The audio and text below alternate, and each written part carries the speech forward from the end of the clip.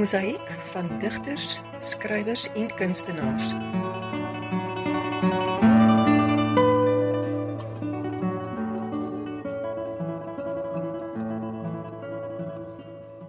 Liewe luisteraars, baie welkom by Mosaïek van digters, skrywers en kunstenaars.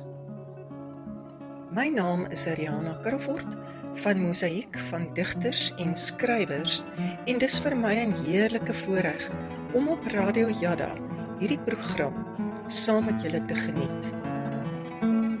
Ons visie is om kunstenaars in al sy genres aan ons luisteraars bekend te stel, deur onderhoude met hulle te voer en die mens agter die kunstenaar te leer ken.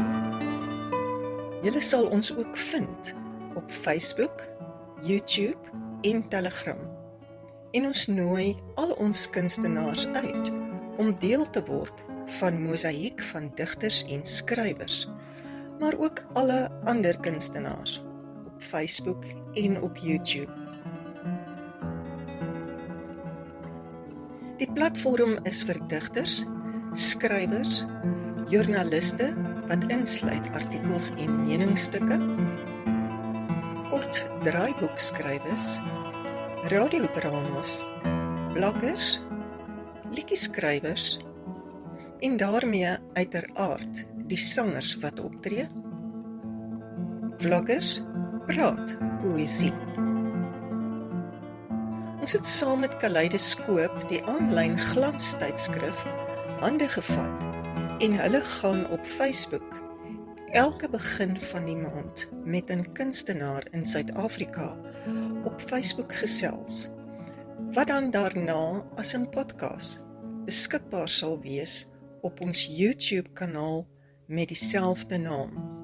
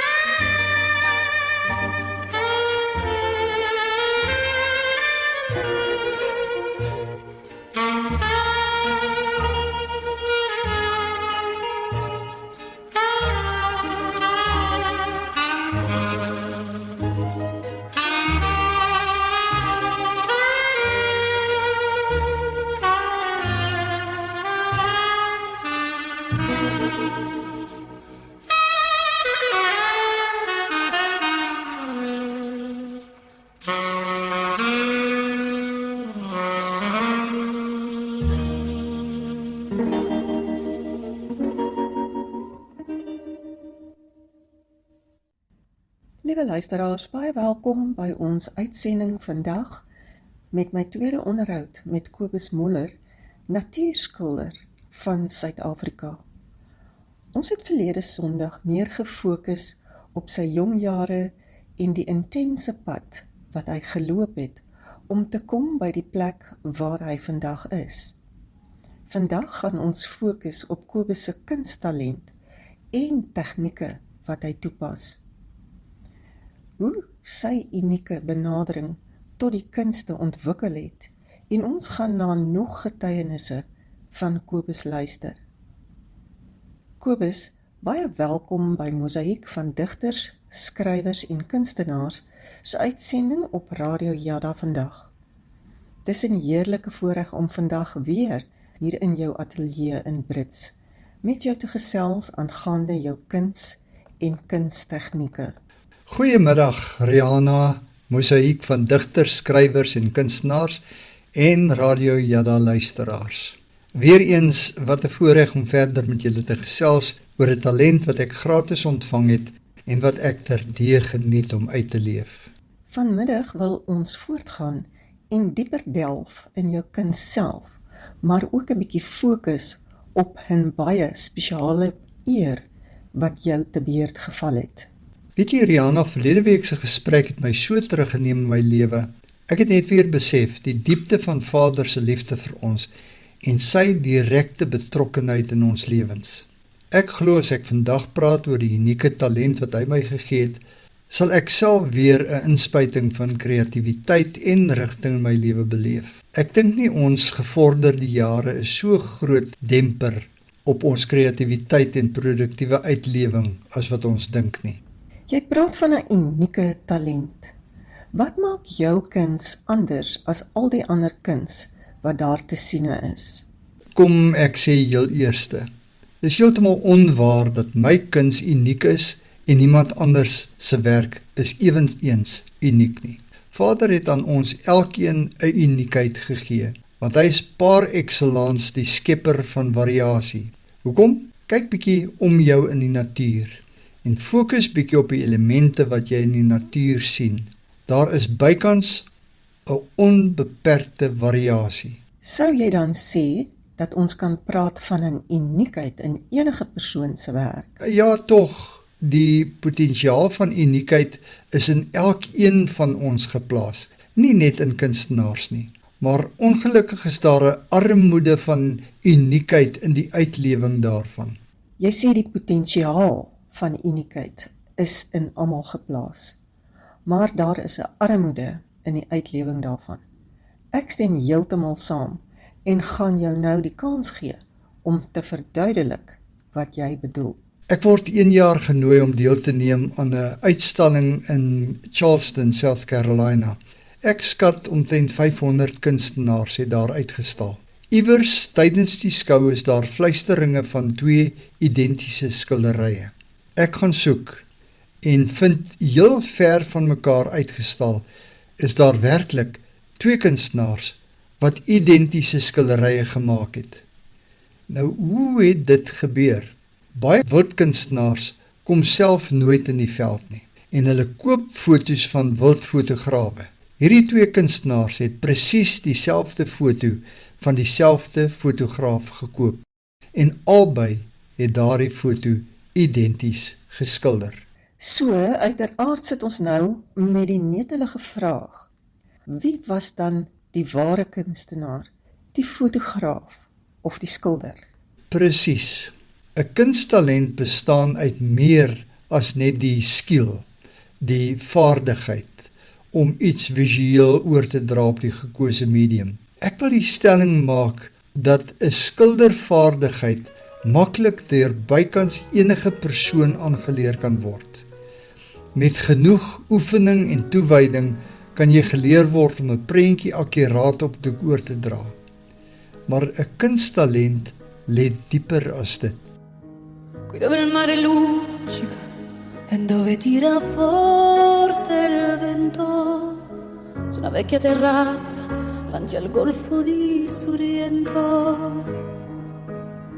Un uomo abbraccia una ragazza dopo che aveva pianto, poi si schiarisce la voce e ricomincia il canto. Te voglio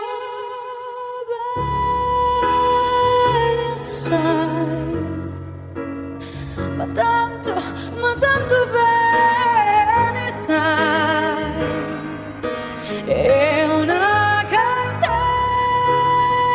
ormai che scioglie il sangue dentro i veni, sai.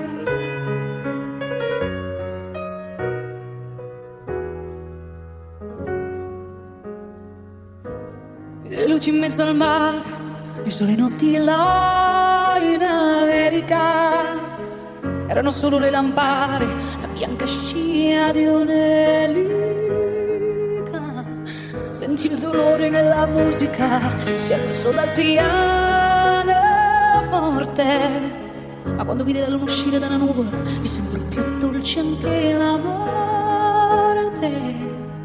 Guardo negli occhi la ragazza, le occhi eri come il mare. Poi all'improvviso uscì una lacrima e lui credette di affogare.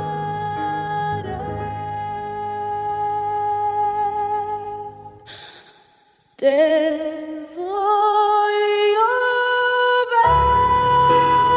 bene assai, ma tanto bene sai, è una catena ormai che scioglie il sangue dentro i veni, sai.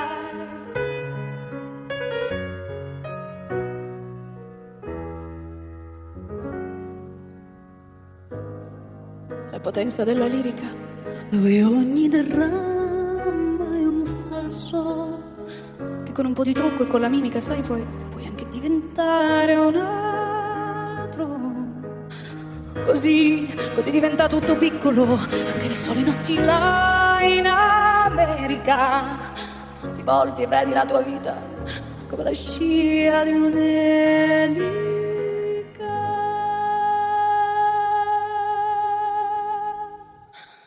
Te voglio bene assai, ma tanto bene sai, è una catena ormai che scioglie il sangue dentro i veni, sai.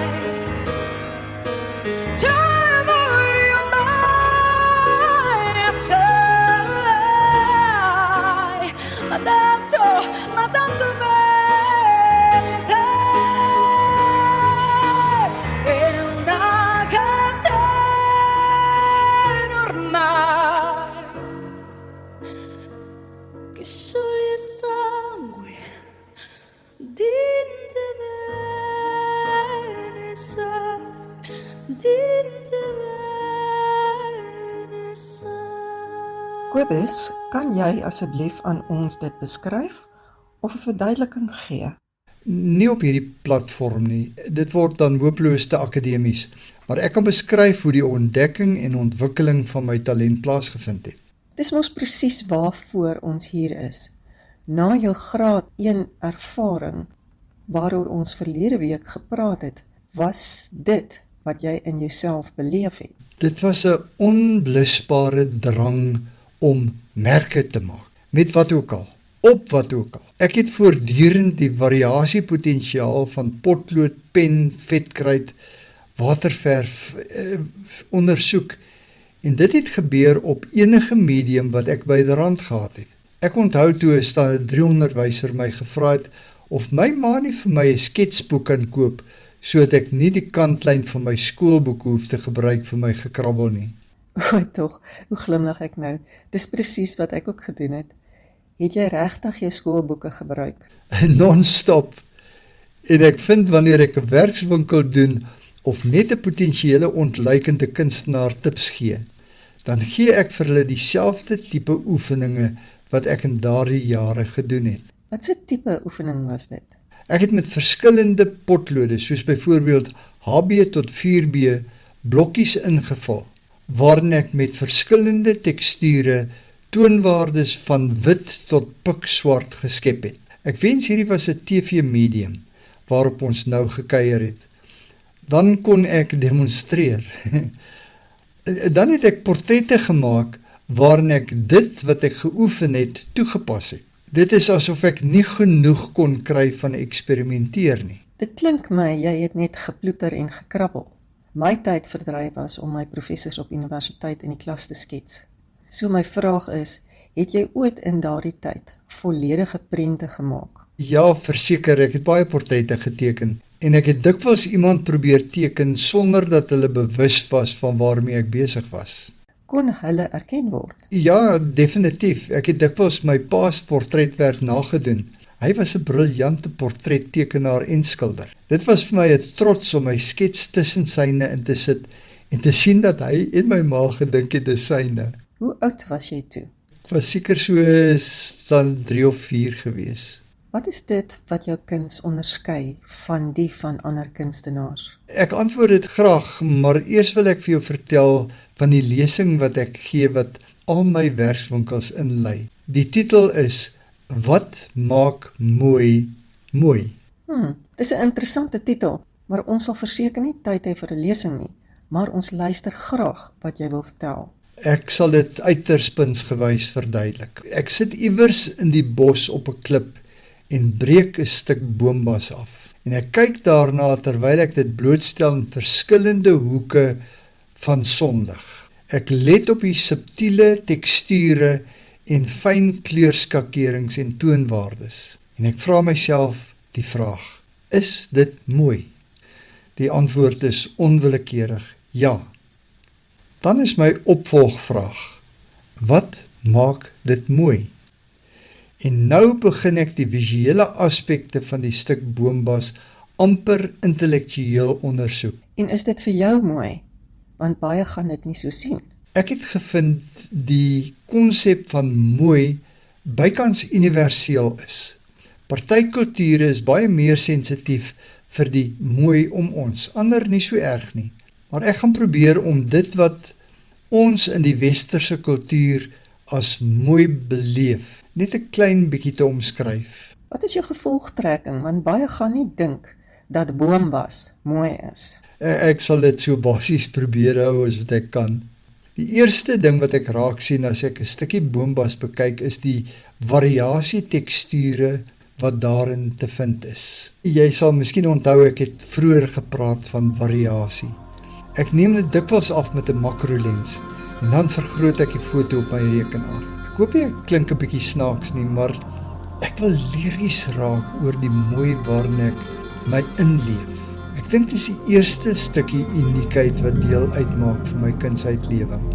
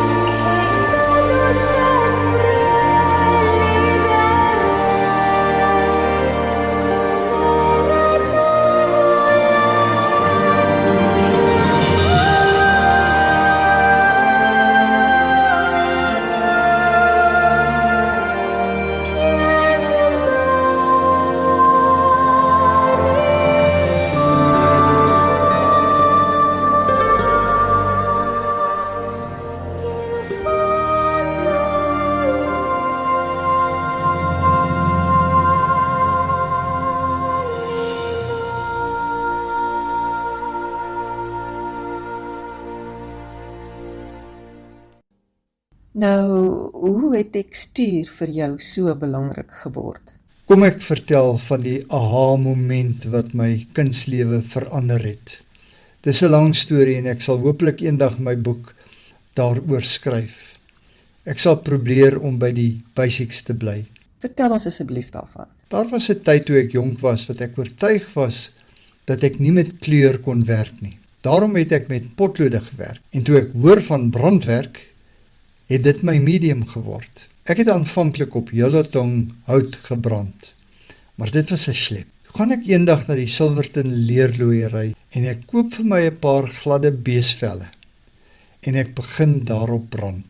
Maar elke keer as ek Silverton toe gegaan het om nog velle te gaan kry, het ek gevind dat ek baie tyd gespandeer het tussen die wildvelle, waar elke dier se eie tekstuur daarop sigbaar was. Ek het my verlekker aan die vlakvarkvelle, buffelvelle, olifantvelle, wat ook al. Het jy ooit daarvan gekoop om te gebruik? Brandwerk vereis die gladste oppervlak wat jy kan kry, anders kan jy geen prentjie daarop uitbrand nie. Dit maak sin, gaan aan asseblief. Maar eendag raak ek so opgewonde oor die variasie van velle, daar is die woordjie weer, variasie, van velle met tekstuur, dat ek die hele sakkie vol samples gekoop.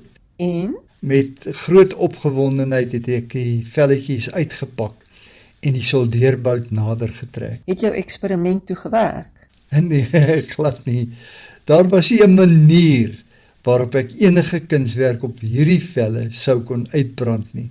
So het ek gedink. Maar toe begin ek so gedagte ontwikkel. Sê nou net, ek kon die effek van brandwerk op die getekstureerde velle inskilder met bruin houtsteen. Ek het so 'n botteltjie gehad en ek druk 'n kwas in en ek begin met die bruin vloeistof die stukkie leer kunstig brand. Wat het toe gebeur? Ken jy die uitdrukking Eureka? Dit was die woord wat Archimedes uitgeskree het toe hy nakend uit die bad gespring het en in die straat gehardloop het, want hy het ontdek hoe om die verskil tussen goud en silwer se soortelike gewig te bepaal. Nou ja, ek was nie in 'n bad nie, maar ek het onmiddellik geweet, ek het die geheim ontdek van 'n totaal nuwe benadering tot skilderwerk. Nou wat presies is dit wat jou die insig gegee het? Dit was die manier waarop die gekleurde vloeistof in die mikroskopiese krakies en voue van die teksture van die vel ingeloop het. Wat het jy toe gedoen? Vir 'n klein rukkie het ek 'n wetenskaplike geword. Sover ek geweet het, het niemand nog met sulke snaakse mediums gewerk nie. Ek moes vinnig uitvind wat kan en wat kan nie gedoen word. Ek het 'n bietjie akrielverf gehad en hier en daar 'n bietjie olieverf en terpentyn en kwasse. Ek het elke stukkie van my samplevelletjies geneem. Daar was seker so 20 verskillende stukke en ek het op elke velletjie iets anders gedoen. 'n Ander soort verf, ander mengsel. En ek het agterop die velletjies genommer en op skryfpapier noukeurig geskryf wat ek op elke velletjie gedoen het. Ek is van nature 'n adrenalien junkie en ek ken die gevoel om te voet gevaarlike diere te bekruip. Maar ek het nie geweet dat ek dieselfde ervaring sou hê as ek sulke eksperimente doen nie. Unforgettable, that's what you are. Unforgettable, though near or far,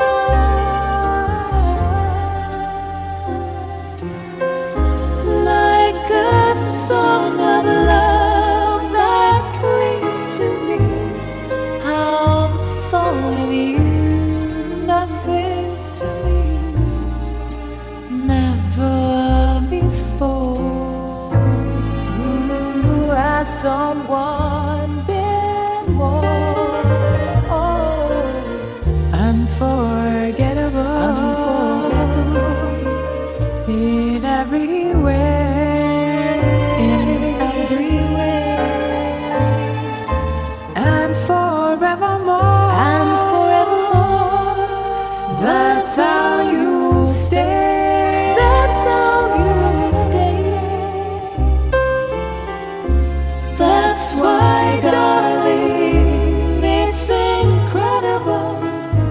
someone so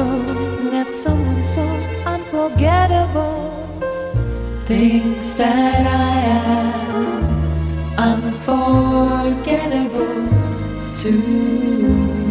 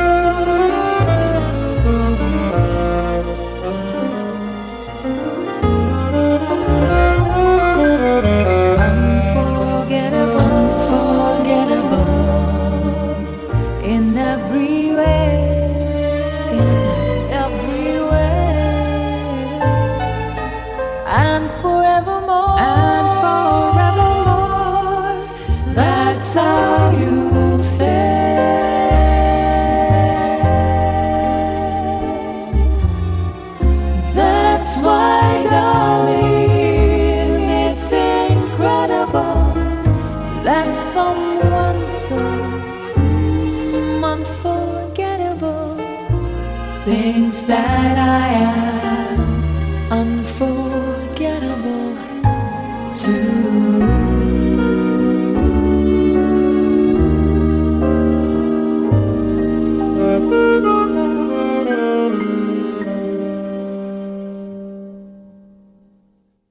Wat het jy met die velletjies gemaak?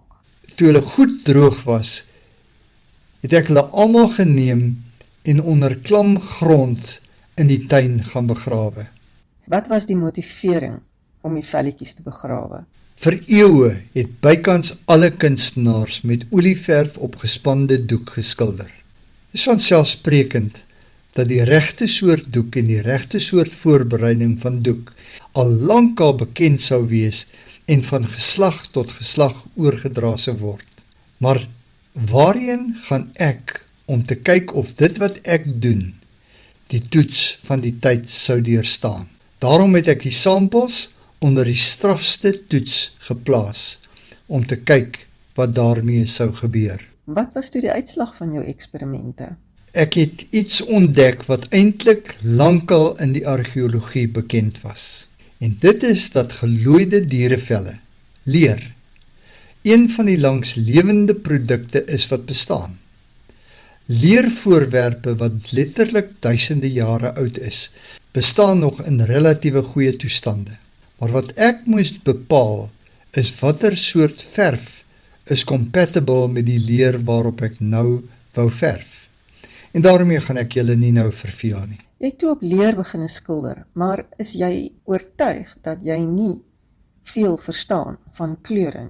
Die feit dat ek my so ingeleef het daarin om hierdie organiese teksture in my werk te gebruik, het mense se aandag getrek.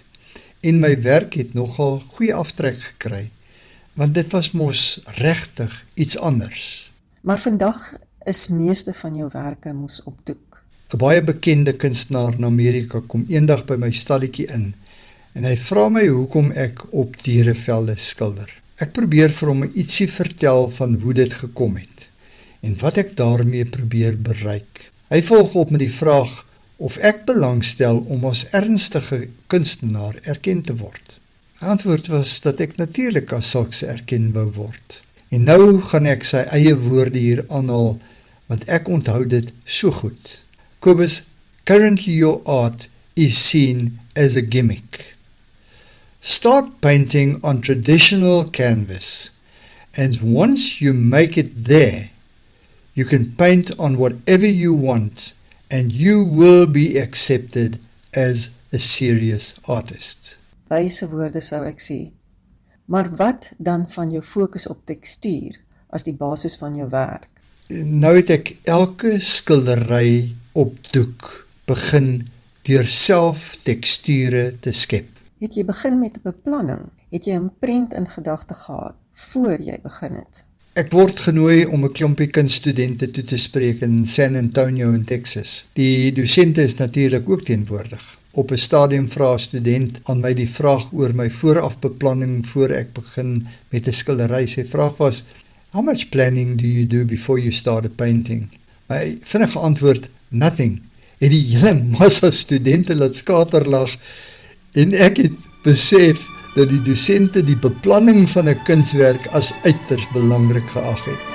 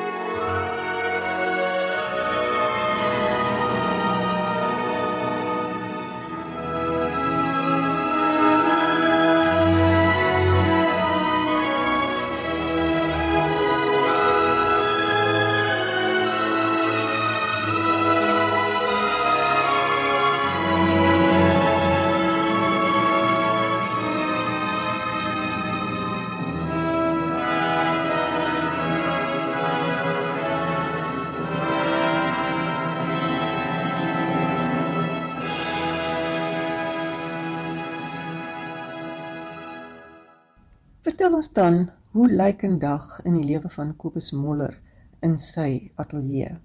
Ek gaan liewers fokus op hoe lyk 'n week in my ateljee lewe. Ek begin deur 10 tot 20 doeke voor te berei. Ek gebruik die goedkoopste ongebleikte linne wat ek monteer op doek. Jy beklemtoon goedkoopste, hoekom? Rianne, kunstenaars is nie ryk mense nie. Ons sukkel. En kunsmateriaal is vrek duur. Ek berei my eie doeke voor. Weereens, ek wens ons kon nou met TV-kamera werk om beter te kan verstaan.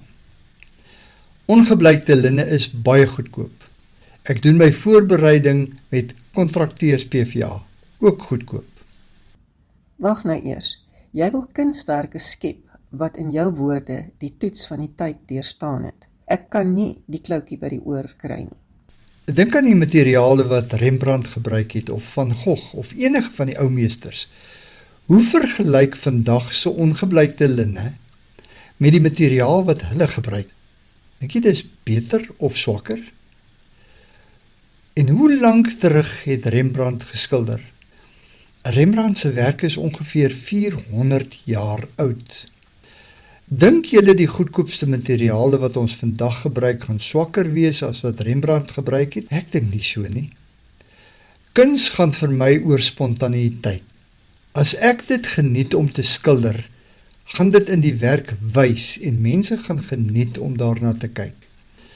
Maar as ek gespanne is en ek is bang ek maak 'n fout, gaan daardie gespannendheid ook wys en mense gaan minder graag daarna kyk. Dis as ek my doek vir om en by R10 kan maak, dan gee ek mos nie om 'n gemors te maak, en dit stimuleer spontaniteit.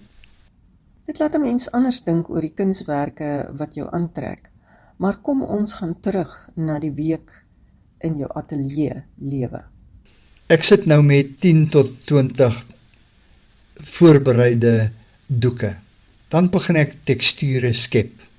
Ek luister na mooi, inspirerende, opbouende musiek, of ek luister na preke. Preke stimuleer my ook. Terwyl ek werk, dink ek aan die opwinding wat ek ervaar wanneer ek na enige natuurproduk kyk. Die stuk boombas, of 'n klip, of 'n stuk riveleer. My uitdaging is om op elke nuwe doek wat ek begin, iets te doen wat ek nog nooit van tevore gedoen het nie. Na 'n klompie jare word dit moeilik om iets nuuts te vind. Dit stimuleer my kreatiewe denke. Ek probeer met elke doek 'n tekstuurkomposisie skep. Indien dit op verskillende maniere belig word, dit sou kon hang in 'n kontemporêre kunsgalery. Vertel ons hoe lank neem so 'n proses? Ek sal op 'n oggend 20 doeke se tekstuurkomposisies kon voltooi. En dit sal vir my 'n passievolle ervaring wees. Ek speel en terselfdertyd word my kreatiwiteit behoorlik gestimuleer. Nou het jy 20 doeke met tekstuur. Wat nou? Nou het ek 'n oggend se kreatiewe spel terwyl ek kleur oor my doeke gooi. Onthou, hierdie is die begin van 20 verskillende skilderye waarvan ek geen benul het oor die eindproduk nie. Wat is die eindproduk na jou kleurespel? My doel is om op elke doek 3 geïntegreerde komposisies te skep. Sonder enige tema daarop. Dit klink vir my baie abstrakt. Presies. Ek skep 'n abstrakt bestaande uit 3 komposisies. Die eerste is die tekstuurkomposisie, dan kom daar 'n kleurkomposisie en dan 'n toonwaardekomposisie. Ek wil doek skep wat reeds voor ek enige tema daarop begin ontwikkel het, my sal uitnooi om daarop te skilder. Skus, maar jy sal aan ons nie-kunstenaars moet verduidelik. Uiteindelik gaan jy 'n skildery hê van een of ander dier of landskap, maar jy begin met 'n abstrak. Wat se bydrae sal die abstrak maak tot jou uiteindelike skildery? Het jy al gehoor van die vrees wat kunstenaars het vir 'n skoon wit doek? Ek beleef niks daarvan nie. Dit het my nou 2 oggende geneem om 20 basisse te skep wat my uitnooi en my reeds inspireer vir die werk wat voorlê. So wat jy sê is dat jy nou 'n dier in die abstrak sien? Nee, dis nie my oogmerk nie. Ek plaas 'n doek op die esel wat my aanspreek en daaruit begin 'n tema stelselmatig ontwikkel. Ek werk tot ek nie eintlik meer weet wat om te doen nie.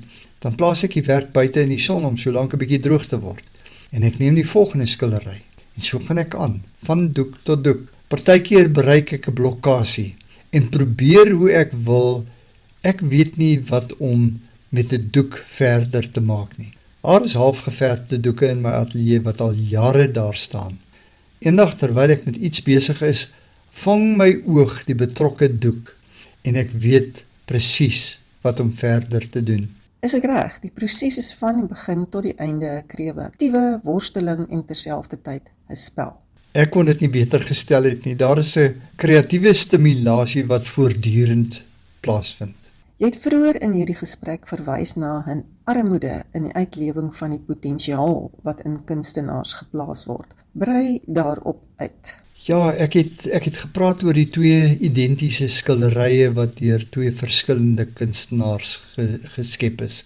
My hartseer is dat hulle wel 'n wonderlike skill, 'n vaardigheid ingeoefen het, maar dat die diepte van kunskreatiwiteit nooit dieselfde stimulasie gehad het nie. Ek moedig jong kunstenaars aan om die spanning van hierdie skildery moet suksesvol wees, te verruil vir 'n kreatiewe spel op sy medium. Niemand gaan dit wil doen as hulle ten duurste betaal vir hulle kunsvoorraad nie, maar hulle sal dalk hulle self begin uitleef as hulle materiaal vir hulle next to nothing gekos het. Hoe kan dit wat jy mondelings probeer verduidelik aan 'n opkomende kunstenaar oorgedra word? Ek maak graag video's. Ek gaan hierdie en die vorige week se uitsending op video plaas. En dan gaan ek videosnitte plaas van die dinge wat ek oordra. Vir enige belangstellende opkomende kunstenaar, soek gerus op YouTube na my videokanale. Daar is geen koste aan verbonde nie.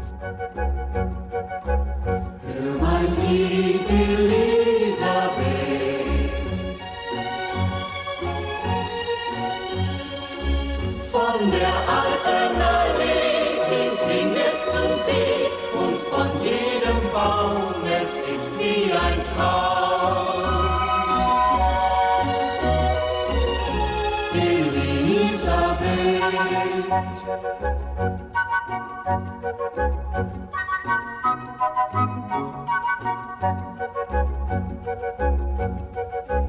Hör mein Lied, Elisabeth.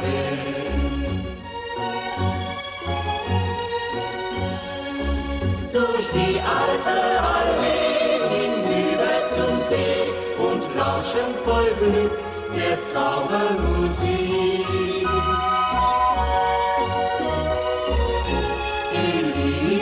Elisabeth.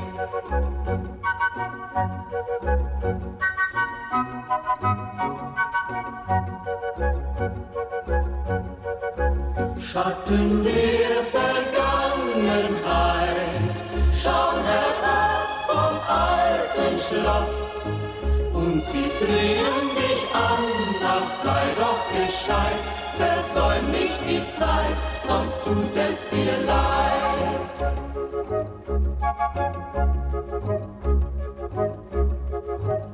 Hör mein Lied, Elisabeth.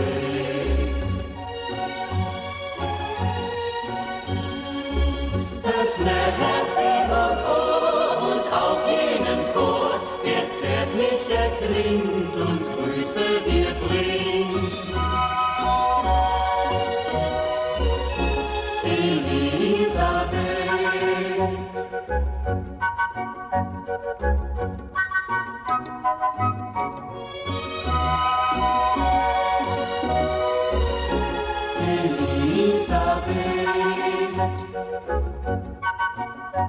Kan ons asseblief praat oor enkele van jou projekte?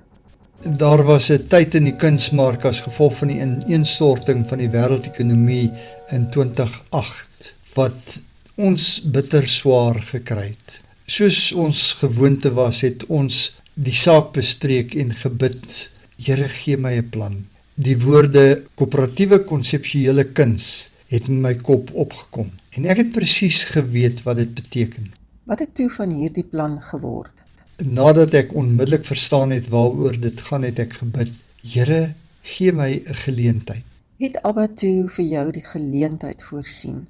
Ongeveer 'n week later kry ek 'n oproep van ons senior pastoor wat vra of ek nie 'n skildery sou skenk vir ons nuwe gebou nie. Die uiteinde was 'n skildery van 6 meter by 2.2 meter wat hang in die voorportaal van die gebou wat die visie van Doxodeo uitbeeld. Was dit die enigste koöperatiewe skildery wat jy gemaak het? Ek het die genade ontvang om 4 groot opdragte te kon doen na aanleiding van hierdie eerste oop deur. Kobus, waar hang die werke? In Houston in Texas hang die grootste opdrag, 'n skildery van 15 by 2.4 meter, wat die kernwaardes uitbeeld van die Sagemont Church se bediening. Ek het ook werke gedoen vir 'n sakeman in Mexico, vir die Southwestern Baptist Theological Seminary, die grootste Bybelskool ter wêreld in Fort Worth, Texas. 'n Skildery van 5 meter by 2.5 meter, waarin ek hulle visie geskilder het. En ook 'n skildery van 6 meter by 3 meter vir 'n hotel in Savannah in Georgia. Dis nou alles oor see, maar jy het ook 'n projek gedoen vir die Voortrekker Monument. Vertel ons daarvan. Wanneer 'n mens besluit om in geloof te lewe, dan weet jy nie wat vir jou voorlê nie. Deure gaan toe wat jy met geen wil ter wêreld kan oopskop. Daar is lang tye van die spreekwoordelike hongersnood. Daar is tye van intense beplanning waarvan niks wil uitwerk nie. Maar as jy jou vertroue geheel en al op ons koning plaas, gaan deure vir jou oop wat jy glad nie kon voorsien nie. Is dit wat gebeur het by die monument?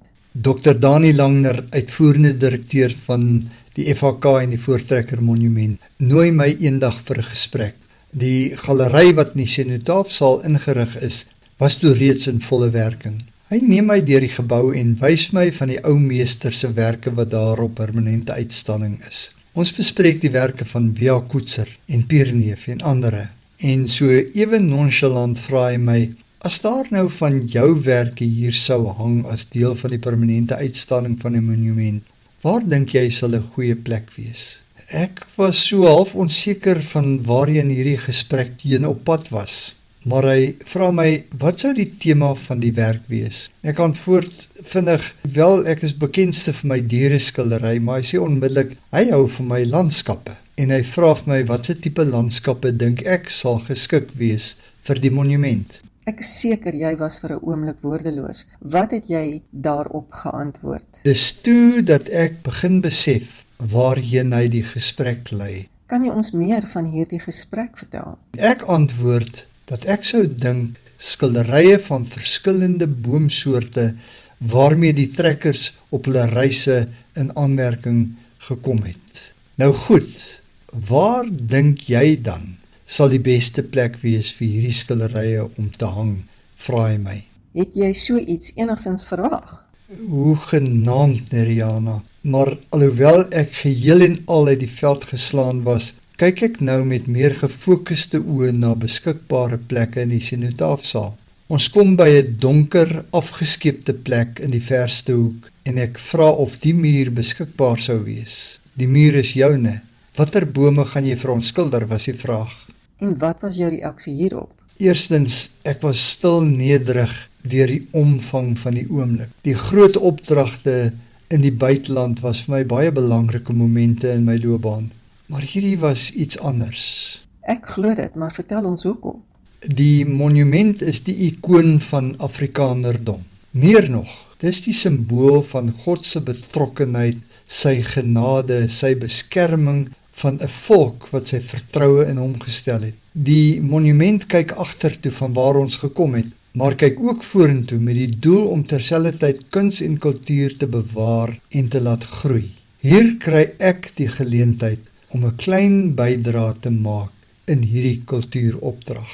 Hoe raak dit jou as mens? Ek het lankal reeds geleer dat daar geen plek is vir arrogansie oor enige ding wat jy gratis ontvang het nie. Ek het my talent gratis ontvang. Ek het niks gedoen om dit te verdien nie. Daarom kom alle eer toe aan die meesterkunstenaar wat my daarmee toevertrou het.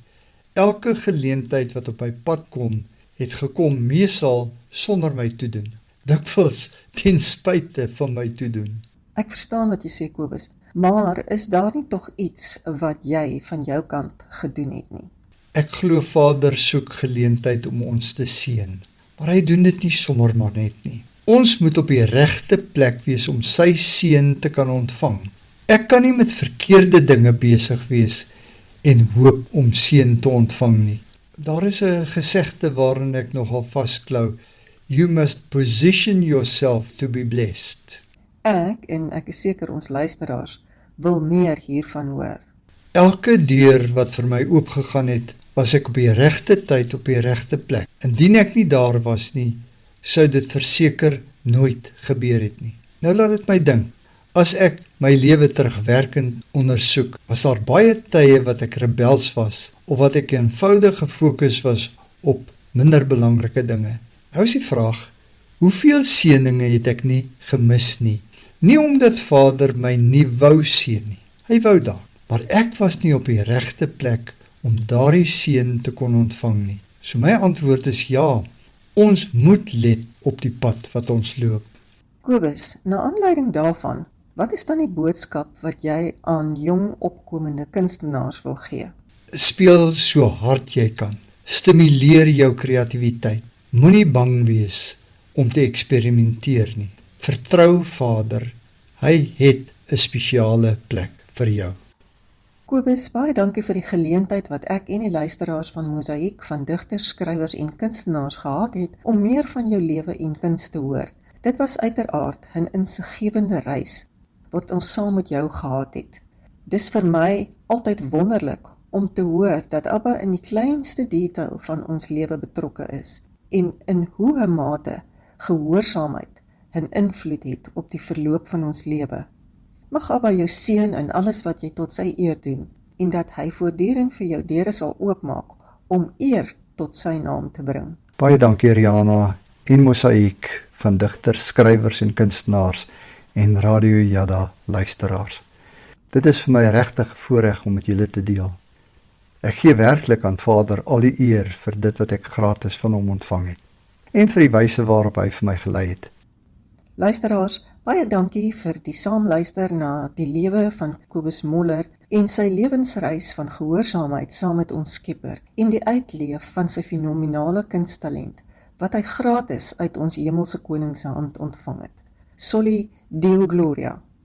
Skakel gerus weer in volgende Sondagmiddag om 6:00 saam met my, Rihanna Crawford, se volgende onderhoud met een van ons kunstenaars. Shalom.